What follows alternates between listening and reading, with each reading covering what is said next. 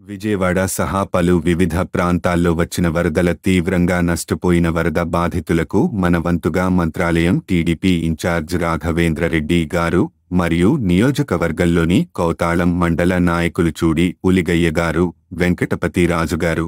కోసిగి మండల నాయకులు ముత్తురెడ్డి గారు, పల్లెపాడు రామిరెడ్డి గారు, తోవి రామకృష్ణ గారు, జ్ఞానేష్ గారు, నాడిగినేని అయ్యన్న గారు, వక్రని వెంకటేష్ గారు,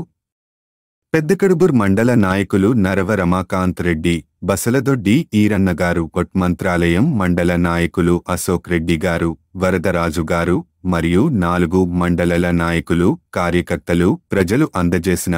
21,80,000 రూపాయలను ఈరోజు అనగా బుధవారం ఉండవల్లి నివాసంలోని గౌరవనీయులైన ఆంధ్రప్రదేశ్ ముఖ్యమంత్రి శ్రీ నారా చంద్రబాబు నాయుడు గారికి మరియు మంత్రి నారా లోకేష్ గారికి మంత్రాలయం నియోజకవర్గం తెలుగుదేశం పార్టీ ఇన్ఛార్జ్ ఎన్. రాఘవేంద్రరెడ్డి గారు, కౌతాళం మండల నాయకుడు చూడి ఉలిగయ్య గారు చెక్కును అందజేశారు.